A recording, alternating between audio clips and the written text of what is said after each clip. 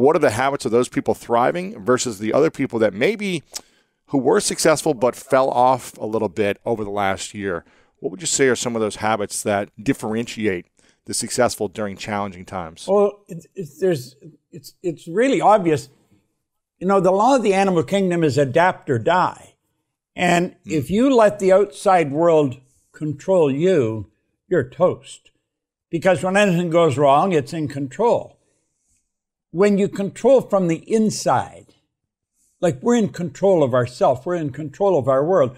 So it doesn't matter what happens, you figure out how to get to where you're going. The goals don't change. Sometimes the methods of getting there do. But I think probably I had great teachers. I had a half a dozen phenomenal mentors. And I think I was raised the right way. You stay in control regardless, you know. Yeah. What would you say are some of the habits that you have that people wouldn't expect that you would have? Maybe they would expect certain things like waking up early or journaling or, you know, getting 8 hours of sleep. But what are some habits that you do differently that maybe are unexpected in the personal growth space? I study every day. Every day. I've studied every day now for 60 years. I started to study this book in 1961, and I read it every day. Same book, Think and Grow Rich. I have just here behind me, I've got the Laws of Success, the original ones that Napoleon Hill wrote in 1928. And then he came out with this in 1937. And the man that gave it to me, he said, if you'll study this every day, he said, you're going to have a wonderful life. And he pointed out Napoleon Hill spent his whole life studying the lives of 500 of the world's most successful people. He was mentored by Andrew Carnegie, who at the time was the wealthiest man in the world. And he said, since he spent his whole life putting this together, he said it would be a prudent move on your part if you spent the rest of your life trying to understand and apply what he was teaching. And, right. You know, that just seemed to make some sense to me, and that's what I started to do, and I've never stopped. If there was only one principle inside of Think and Grow Rich that you could only live by and only talk about, and you wouldn't be able to talk about anything else inside the book, what would that one principle be? Persistence. He said there, he said in the book, he said, there may be no heroic connotation to the word, but the quality is to the character of the human, like what carbon is to steel. See, I think the trick, Lewis, is get some good habit patterns and live with them all of your life. Because you're either going to grow or you're going to die. It's create or disintegrate. There's no such thing as leveling out and staying where we are. And some people think they can just hold it where they're at, but they can't do that. You're either going to go ahead or you're going to go backwards. It's create or disintegrate. And so if you have good habits, you're going to keep growing.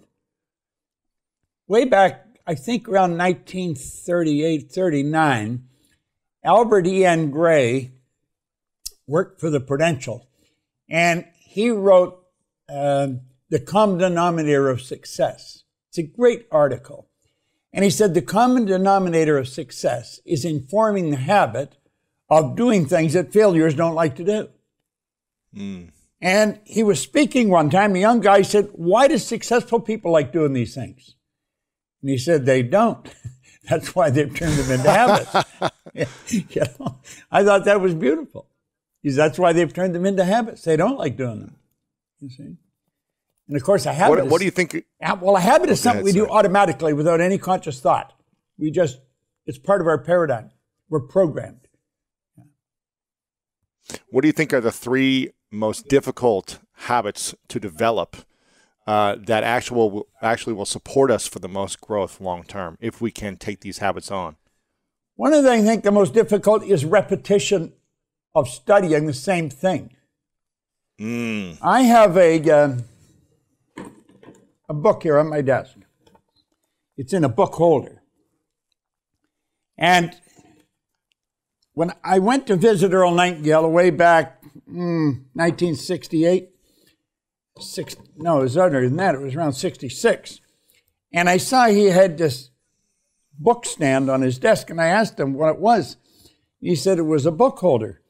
And I said, why do you have it? He says, because I want to read those 2 pages every day for the next month, maybe 2 months. I said, really? The same thing. And he said, yeah. He said, then they'll become a part of me. And he said, that's really the secret of success is the repetition of an idea. You see that in sports. You play ball. I mean, it's definitely part of your game. You know, how many plays would you have in your head?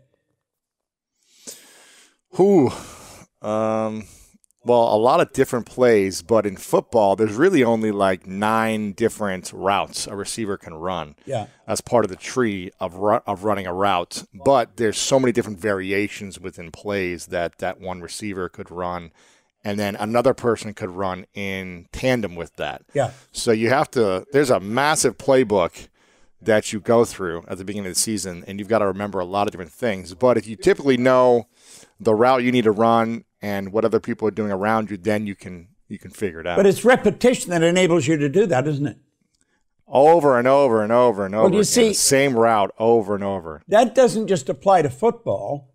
I think that applies to life. And if a person will really understand that, it's through repetition that you program your subjective mind. And it's your subjective mind that controls your behavior.